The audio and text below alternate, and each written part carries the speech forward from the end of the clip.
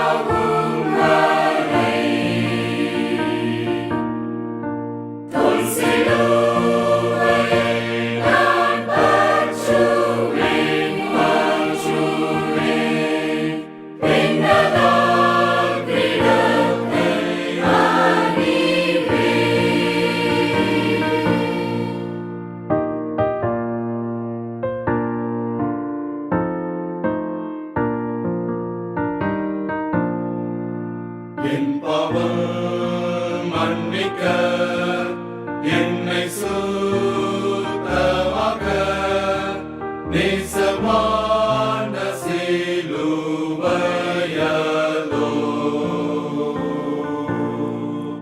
தூய ரத்தம் தோய்ந்த அந்த சிலுவையின் அழகத்தனை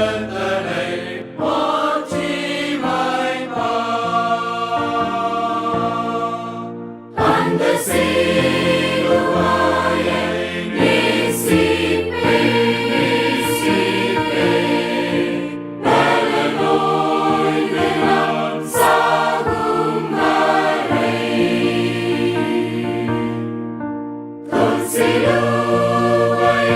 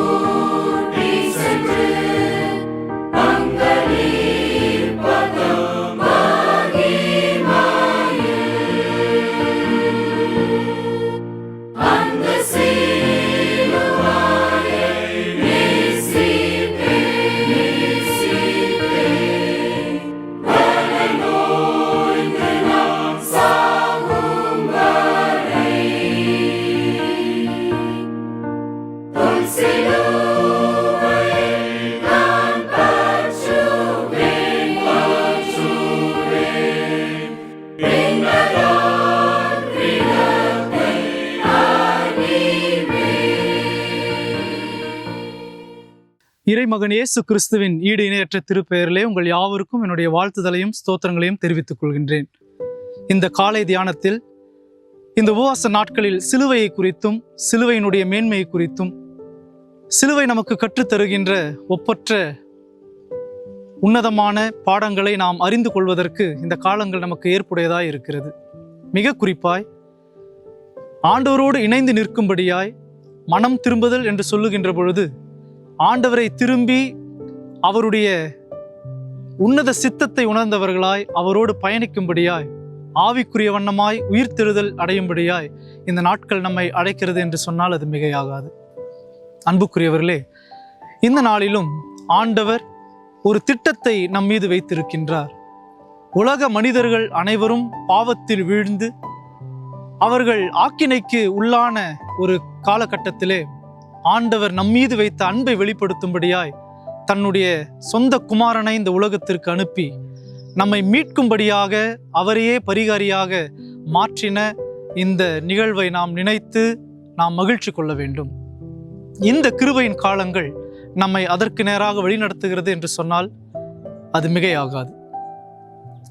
யோவான் 3:16 நம் அனைவருக்கும் தெரிந்த ஒரு வசனம். கடவுள் தமது ஒரே பேரான குமாரனை விசுவாசிக்கிறவன் எவனோ அவன் கெட்டு போகாமல் நித்திய ஜீவனை பெறும்படி அவரை தந்தருளி இவ்வளவாய் உலகத்தில் அன்பு கூர்ந்தார் என்று சொல்லப்படுகின்ற இந்த வசனம். சீர்திருத்த செம்மல் மார்ட்டின் லூதர் இந்த வசனத்தை குறித்து பேசுகின்ற பொழுது, ஒரு மனிதன் திருமறை முழுவதிலும் அவன் படிக்காவிட்டாலும் திருமறை முழுவதிலும் சொல்லப்படுகின்ற செய்தியை இந்த ஒரு வசனத்தில் யோவான் நற்செய்தியாளர் வெளிப்படுத்துகிறதாக அவர் கூறுகின்றார். He calls it a gospel in miniature, a little Bible. இந்த வசனத்தினுடைய ஆழத்தை, இறையில் உணர்வை நாம் புரிந்து கொள்ள வேண்டுமேயானால் இதற்கு முன்பு இருக்கின்ற 2 வசனங்களை நாம் இந்த நாளிலே தியானித்தால் அது சிறப்பாக இருக்கும். சர்ப்பமானது மோசேயினால் வனாந்தரத்திலே உயர்த்தப்பட்டது போல மனுஷகுமாரனும் தன்னை விசுவாசிக்கிறவன் எவனோ அவன் கெட்டு போகாமல் நித்திய ஜீவனை அடையும்படிக்கு உயர்த்தப்பட வேண்டும். சர்ப்பமானது மோசேயினால் வனாந்தரத்திலே உயர்த்தப்பட்டது போல இந்த நிகழ்வு நாம் அனைவருக்கும் தெரிந்த ஒரு நிகழ்வுதான். என்னாகமம் 21ஆம் அதிகாரத்தை ஆண்டவர் இங்கே மேற்கோளிட்டு தான் சிலுவையில் அறையப்பட வேண்டிய நோக்கத்தை உணர்த்துகிறதாக இது வெளிப்படுகிறது. ஏதோம் தேசத்தை சுற்றி வருவதற்காக இஸ்ரவேல் மக்கள் ஒரு நீண்ட நெடிய பயணத்தை மேற்கொள்கிறார்கள். ஓர் என்று அழைக்கப்படுகின்ற மலையை சுற்றிலும் சிவந்த சமுத்திரத்தை அவர்கள் அதன் வழியாக கடந்தும் ஒரு நெடிய ஒரு பயணம். இந்த நெடிய பயணத்திலே அவர்கள் வெகுவாய் களைப்படைகிறார்கள். குறிப்பாக அப்பமும் இல்லை, தண்ணீரும் இல்லை, அற்பமான உணவு, இவைகளெல்லாம் அவர்கள் மன வருத்தத்தை ஏற்படுத்துகின்ற ஒன்றாக இருக்கிறது. அதன் விளைவாய் கடவுளுக்கும் மோசேவுக்கும் எதிராக விரோதமான பல பேச்சுக்களை அவர்கள் பேசுகிறார்கள். இதனால் சினமடைந்த கடவுள் கொள்ளிவாய் சர்ப்பங்களை அங்கே வரவழைத்து அது எவர்களெல்லாம் கடித்ததோ அவர்களெல்லாம் மாண்டு போகின்றார்கள். அநேக இஸ்ரவேலர்கள் மாண்டு போகிறதை நாம் பார்க்கின்றோம். அப்படிப்பட்ட சூழ்நிலையில் இஸ்ரவேல் மக்கள் மனம் திருந்தி மோசேவினிடத்தில் சென்று நாங்கள் செய்த பாவத்திற்காக மனம் வருந்துகின்றோம், கடவுளிடத்தில் பேசி எங்களுக்கான மீட்பை நீங்கள் பெற்றுத்தர வேண்டும் என்று வேண்டின பொழுது மோசேவும் விண்ணப்பம் செய்கிறார். மோசே விண்ணப்பம் செய்த பொழுது ஆண்டவர் அதற்கான பரிகாரத்தை அங்கே வெளிப்படுத்துகின்றார்.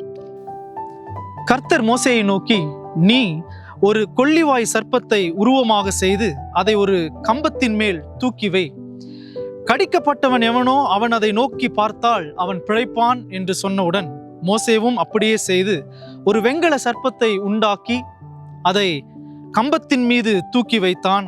வெண்கல சர்ப்பத்தை நோக்கி பார்த்தவன் பிழைத்தான். இந்த நிகழ்விலே கொள்ளிவாய் சர்ப்பம் அங்கு இருக்கின்ற அனைவரையும் கொன்றது.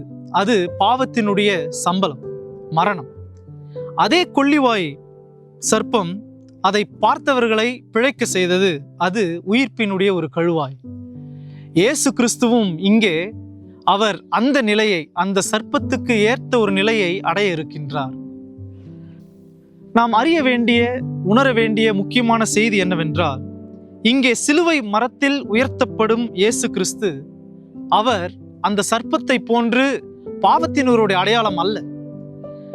இங்கே ஆண்டவர் உயர்த்தப்பட இருக்கின்றதனுடைய நோக்கம் நம் அனைவருடைய பாவங்களுக்கான ஒரு வெளிப்பாடுதான்.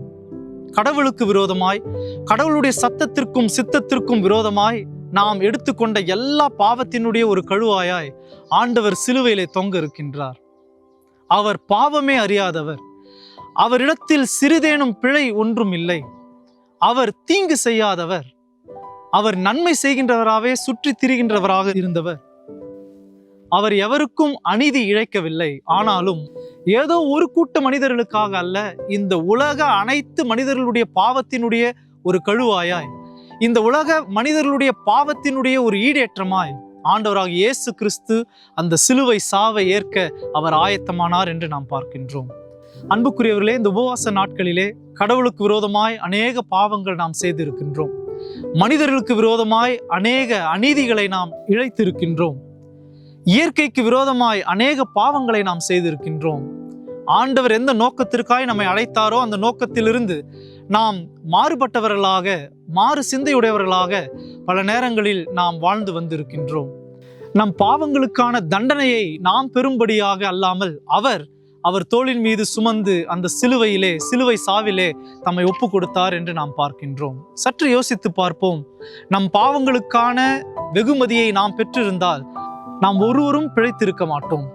நாம் பிழைத்திருக்கும்படியாய் யோவான் 3ஆம் அதிகாரத்திலே வருகிறதை போல நாம் நித்திய ஜீவனை சுதந்திரத்துக் கொள்ளும்படியாய் அவர் நம்மேல் விழுந்த பாவத்தினுடைய சிற்றையை அவர் பெற்றுக்கொண்டார் என்று நாம் பார்க்கின்றோம்.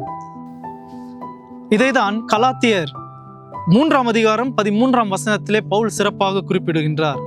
மரத்திலே தூக்கப்பட்ட எவனும் சபிக்கப்பட்டவன் என்று எழுதியிருக்கிறபடி கிறிஸ்து நமக்காக சாபமாகி நம்மை நீங்களாக்கி மீட்டு கொண்டார்.